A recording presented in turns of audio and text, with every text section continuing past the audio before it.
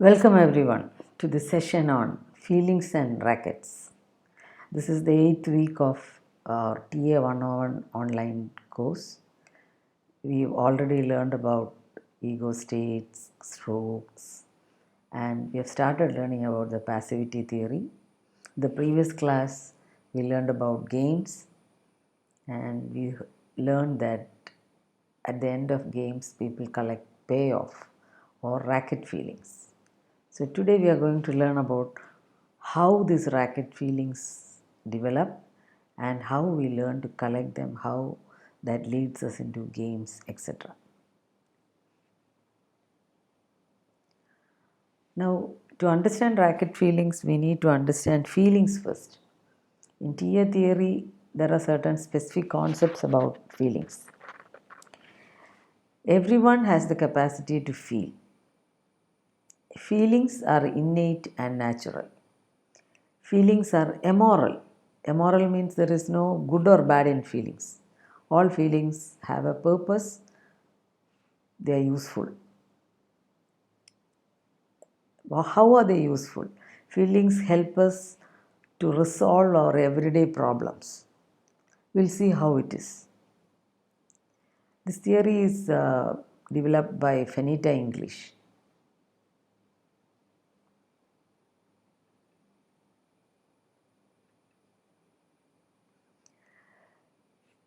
Fenita English has classified feelings into authentic and learned.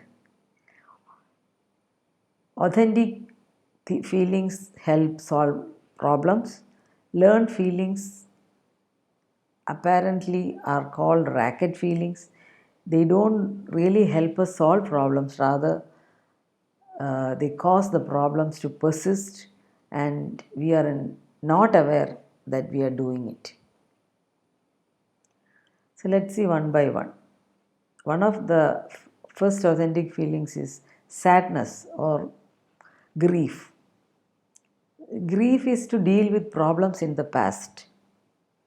Something has been lost, some opportunity has been lost.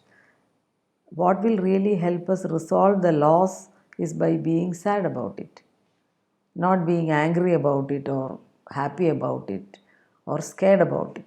Sadness helps us learn our lesson and go forward in life. Madness or anger. To rhyme with sad, we use mad. It's an American English usage. It's about anger. Anger is to help us deal with problems in the present. When somebody is hurting you, you need to feel a little angry to respond to that. To say that you cannot be hurted, you need to take responsibility. That comes from a mild anger. And scared or fear is the feeling to help us deal with problems in the near future. If you see something going to happen which is dangerous, unless we feel a little scared about it, we may not do the right things. And joy or gladness is experienced by persons using these authentic feelings appropriately. Appropriately, in the sense, sadness for resolving issues in the past, anger for dealing with problems that cause trouble to you in the present, and scare or fear for problems that you anticipate in the immediate future. So, when these are appropriately used, one would generally be a joyful person. Now, how is racket feelings developed? Rackets refer to drug rackets and sex rackets, etc., which are underground dealings. So, racket feelings are named so because these are feelings learned to be expressed to gain attention in an underground or unaware manner. So, this is something which we learn in childhood. Let's see how we learn it. Racket feelings may be of the same nature of authentic feelings like sad, mad, scared, glad, or it could be of a different quality. That is, when you learn while growing up that one of these authentic feelings are not acceptable to somebody who is significant in your life, or Another feeling is more acceptable to some significant people in your life. When I say significant people, it's generally people who take care of us, mostly parents, but other parental figures also who are important to you. So you learn from them that a certain kind of feeling expressed by you is more acceptable to them. So slowly you learn to express those feelings and thus get their attention or stroke.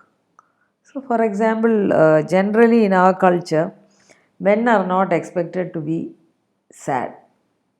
Rather, when they are angry, it is more acceptable. So, even in sadness, men learn to be angry or they show anger even in sadness.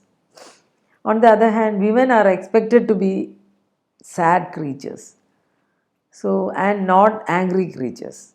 So women, if they express anger, it's not very acceptable.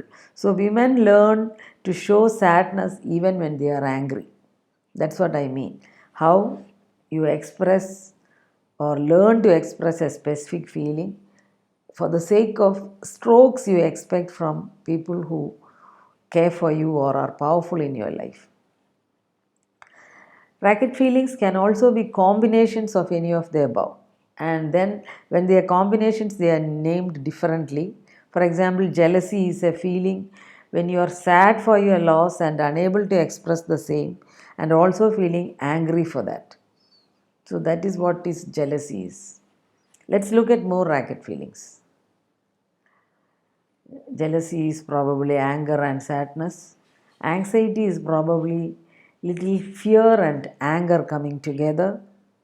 Hurt is a ragged feeling which is a combination of anger and probably sadness, like jealousy. And numbness, where all feelings are suppressed. When your significant people in your life, your caretakers as a child, don't want you to express your feelings, you learn to suppress your feelings and you become kind of numb.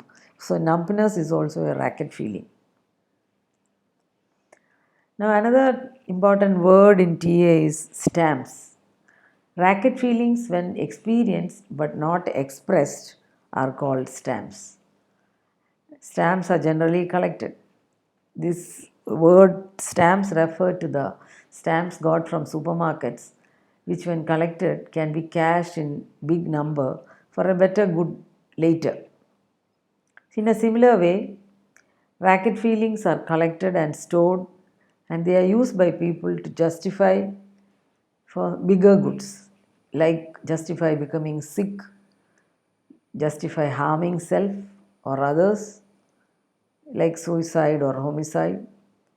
And sometimes it's used to justify experiencing failures or punishing others.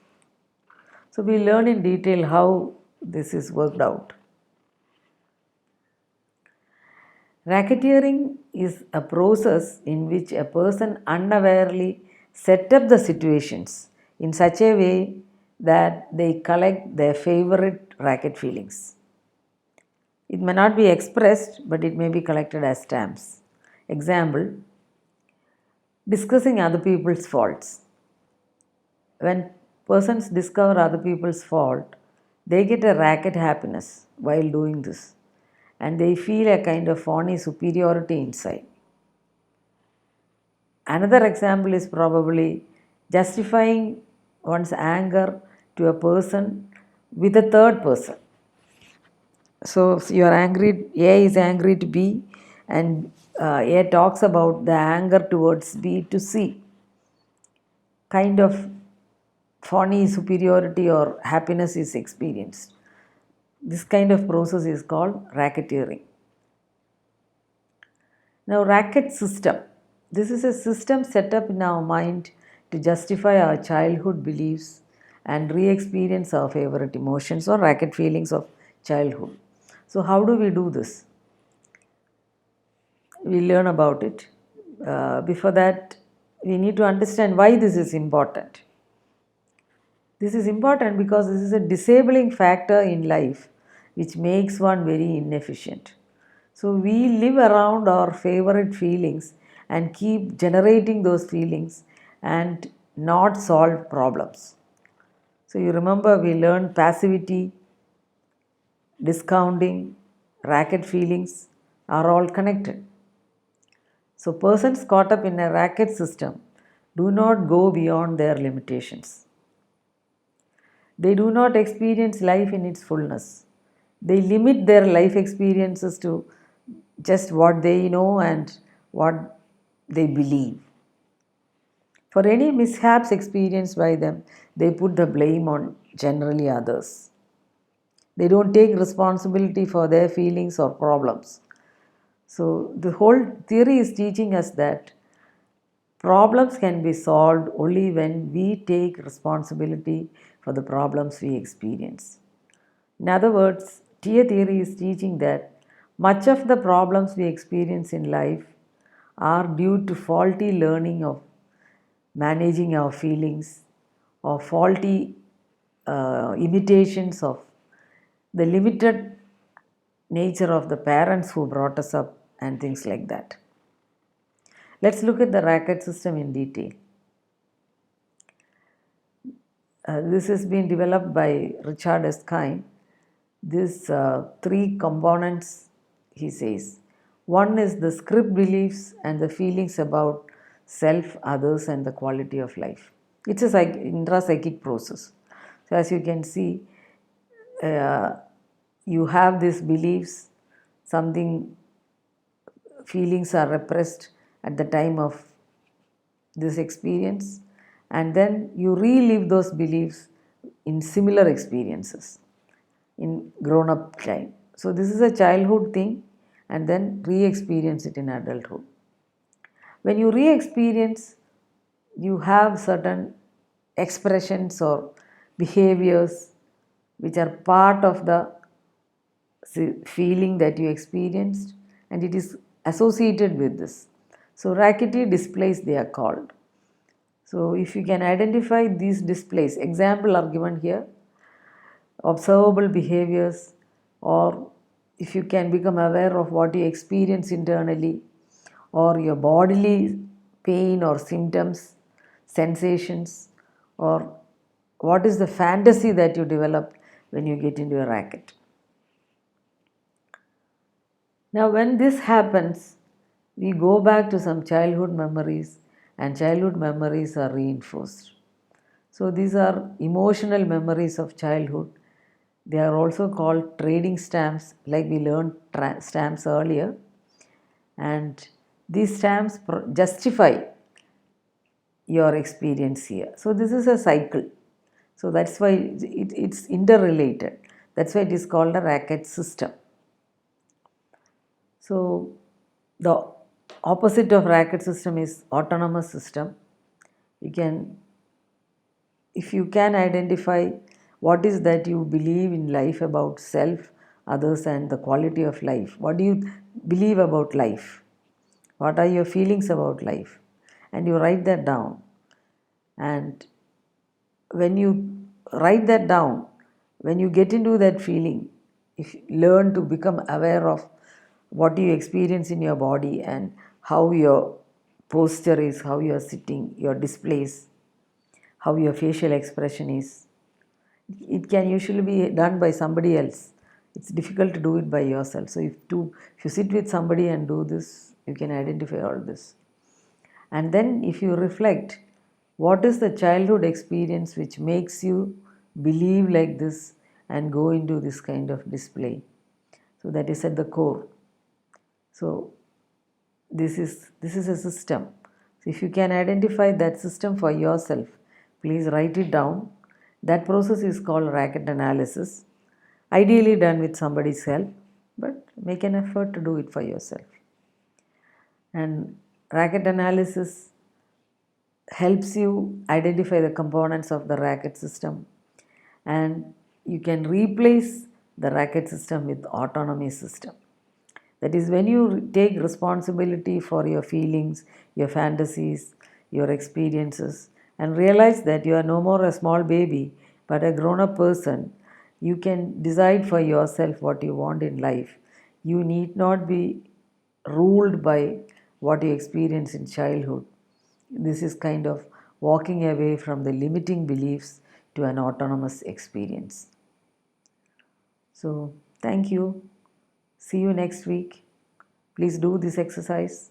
And if you would like to discuss, you can raise a discussion in the group. Bye.